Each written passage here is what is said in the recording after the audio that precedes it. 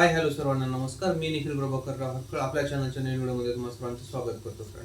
Friends जसं की तुम्ही पाहताय गेले काही दिवस आपण लाईफ सिस्टीम्सवर चर्चा करतोय. आपण स्टार्ट केलं होतं थॉट सिस्टीम पासून, मग आपण थॉट सिस्टीमवरून गेलो डिसिजन सिस्टीमवर, मग एनर्जी सिस्टीमवर आणि त्यानंतर सगळ्यात लास्टला काल आपण पाहिलं मनी सिस्टीम.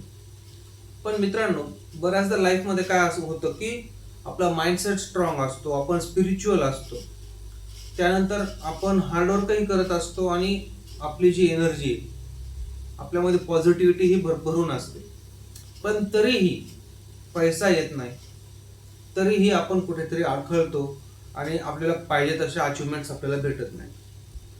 तर मित्रांनो, असं का होतं? असं बऱ्याचदा यामुळे होतं की काय होतं की आपले डिसिजन्स रॉंग होतात आणि आपली कन्सिस्टन्सी राहत नाही. यामध्ये पण काय रिझन्स आहेत मित्रांनो, आणि हेच रिझन्स आपण पाहणार आहोत. हे सगळं काय होतं? हे सगळं यामुळे होतं मित्रांनो की आपल्या ज्या सिस्टीम आहेत त्या सगळ्या एकमेकांसोबत मिसमॅच झालेल्या असतात आणि त्या आपण प्रॉपर अलाइन केलेल्या नसतात. मोस्ट ऑफ द टाइम आपण काय करतो की आपण एका सिस्टीमवर काम करतो एका वेळेस, आणि नंतर मग आपण असं करतो की अगोदर ह्यावर काम करू मग त्या गोष्टीवर काम. पण मित्रांनो, जेव्हा लाईफ सिस्टीमची गोष्ट येते ना, त्यावेळेस आपल्याला सर्व सिस्टीम एका वेळेस सायमल्टेनियसली मॅनेज करावे लागत असतात, तरच आपल्याला प्रॉपर आउटपुट भेटतात. नाहीतर काय होतं की जे आयुष्य आहे ना आपलं, की माइंडसेट तर खूप स्ट्रॉंग आहे पण लाईफ तसं स्टक आहे. कारण कारण काय, तुम्हाला काय वाटतं काय कारण असलं पाहिजे? कारण एकच आहे, प्रॉब्लेम एक नाहीये, मल्टिपल प्रॉब्लेम्स आहेत. सगळ्यात पहिल्यांदा प्रॉब्लेम काय की ज्यावेळेस आपण माइंडसेटवर फोकस करत असतो त्यावेळेस आपलं कुठे ना कुठे थोडंफार दुर्लक्ष आपल्या डिसिजन्सकडे होतं. ज्यावेळेस आपण डिसिजनवर फोकस करत असतो त्यावेळेस कुठे ना कुठे आपलं थोडंसं जे हे आहे फोकस ते आपल्या एनर्जी सिस्टीमकडे कमी होतं, आणि त्यामुळे मग एनर्जी सिस्टीम आणि डिसिजन सिस्टीमवर जे कमी झालेलं फोकस आहे त्यामुळे काय होतं की आपलं जे मनी सिस्टीम आहे ते मग बिघडतं. तर मित्रांनो, की एक सिंपल एक्झाम्पल देतो मी तुम्हाला. थॉट सिस्टीम काय आहे? थॉट सिस्टीम म्हणजे आपली विचारसरणी, आपण कसं विचार करतो, आपण काय प्रोसेस करतो, एखाद्या गोष्टीला आपण कसं अनालिसिस करतो आणि त्यातून आपण काय आउटपुट घ्यायचं याबद्दल आपण कशी प्लॅनिंग करतो, ही आपली थॉट सिस्टीम आहे. त्याच्यानंतर डिसिजन सिस्टीम म्हणजे काय आहे? तर डिसिजन सिस्टीम म्हणजे आपण जे अनालिसिस केलं त्या अनालिसिसला आपण आपल्या स्वतःमध्ये कसं उतरवतो आणि त्यातून आपण काय डिसिजन घेऊन आपण त्यातून कसं आउटपुट काढतो, दिस इज द डिसिजन सिस्टीम.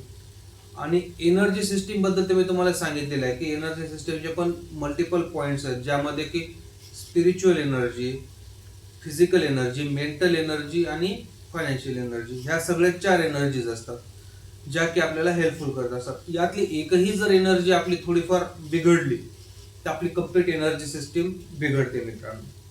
आणि मनी सिस्टीम जर तुम्ही तुम्हाला सांगितलं की जर पैसाच आपले डिसिजन चुकले, आपली स्पिरिच्युअल सिस्टीम एनर्जी सिस्टीम बरोबर नसेल तर मग मनी सिस्टीम तर बिघडते. मनी सिस्टीम काय आहे की पैसा कसा युटिलाइज करायचा, पैसा कसा फिरवायचा आणि पैशासोबत कसं काम करायचं, हे म्हणजे मनी सिस्टीम आहे.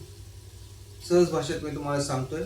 तर मित्रांनो, की आपण मोस्टली काय करतो, आपण एक सिस्टीम अपग्रेड करतो आणि बाकीच्या सिस्टीम तशाच राहतात. आणि ह्यामुळे काय होतं, आपण बाकीच्या सिस्टीमवर काम न केल्यामुळे मग आपण इंटरनल फाईट करायला लागतो स्वतःसोबतच. मग आपली जम्बलिंग होते, हे पण करायचं, हे पण करायचं, हे पण करायचं, हे पण करायचं, आणि मग गोष्टी अस्तव्यस्त होतात आणि प्रॉपर रिझल्ट आपल्याला भेटत नाही. या मागचं रिझन काय की आपण कोर पाहिलेलं नसतं. कोर काय असतं? कोर असतो आपला जो अल्टिमेट गोल आहे तो, आणि त्या गोलकडे जाण्यासाठी आपण ज्या सिस्टीम लावलेल्या असतात त्यामध्ये आपण मोस्टली काय केलेलं असतं की एकच सिस्टीम वर आपण हे करायचे, डिसिजन घेतला आणि चालायला लागलो. पण मित्रांनो, डिसिजन्स पण आपल्याला कधी कधी थोडे फ्लिप करावे लागतात, किंवा एनर्जी सुद्धा थोडी आपल्याला कुठे खालीवर करावी लागते, कुठे कुठे जास्त एनर्जी द्यावी लागते, कधी कधी सहजच काम होऊन जातं. आणि यामुळे जो आपल्याला थकवा आलेला असतो, स्ट्रेस आलेला असतो, तोही आपल्याला मॅच करायचा असतो. त्यासाठी आपली एनर्जी सिस्टीम सुद्धा व्यवस्थित असली पाहिजे. तर ह्या सगळ्या गोष्टींवर सायमल्टेनियसली काम करणं म्हणजेच आपल्या पूर्ण लाईफ सिस्टीमवर काम करणं. हे तुम्ही समजून घ्या की लाईफ सिस्टीम ही एक होल सिस्टीम आहे आणि ज्या आपण लाईफ सिस्टीमचे 4 भाग पाहिलेत ते सब पॉइंट्स आहेत लाईफ सिस्टीम मधले. सब पॉइंट्स म्हणजे असं समजा तुम्ही की आपण जसं म्हणतो की एक मेन पॉइंट आहे आणि त्याचे 4 सब पॉइंट आहेत, तसं हे आहे. लाईफ सिस्टीम ही होल आहे आणि लाईफ सिस्टीमच्या अंडरमध्ये 4 सिस्टीम येतात. त्या प्रत्येक सिस्टीमवर आपण जर सायमल्टेनियसली काम केलं तर आपली लाईफ सिस्टीम पूर्णपणे चांगली चालू राहते मित्रांनो. सिस्टीम क्लॅश एक्झाम्पल मी तुम्हाला काय देतो की सिस्टीम एकमेकांसोबत कशा क्लॅश होतात आणि त्याच्यामुळे कसा आपल्याला प्रॉब्लेम होतो. मोस्टली काय होतं की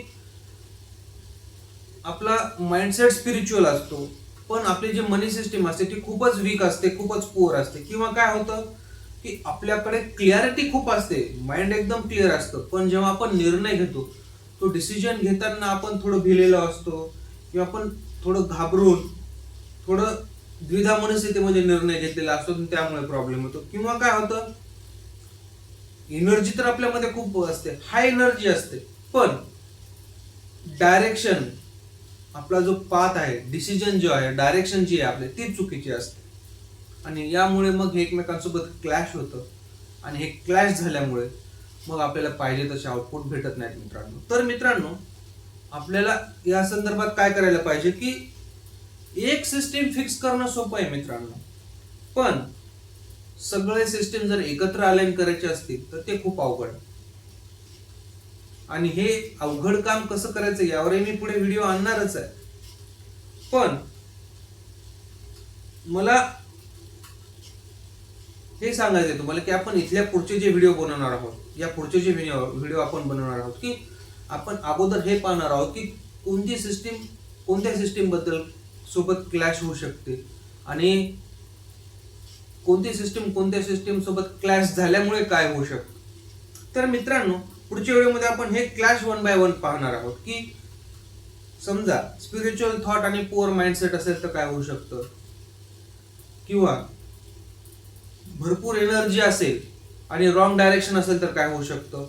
या प्रत्येक गोष्टीचं आपण एक डीप अनालिसिस करणार आहोत ज्यामुळे की आपल्याला पुढे चालून ह्या सगळ्या सिस्टीमवर काम करायला सोपं पडेल. ऍट द एंड मला तुम्हाला एवढंच सांगायचं मित्रांनो की ही स्टेप बाय स्टेप प्रोसेस आहे आणि ही स्टेप बाय स्टेप प्रोसेस जरी असली तरी आपल्याला काही वेळेस मल्टिपल गोष्टींच्या स्टेप्स एकत्र घ्याव्या लागतात आणि ते एकत्र करून एक मोठी स्टेप घ्यावी लागते तर आपली लाईफ प्रॉपरली अलाइन होते. This is it for today. This is Nikhil Harkal talks real life real set. Thank you मित्रांनो.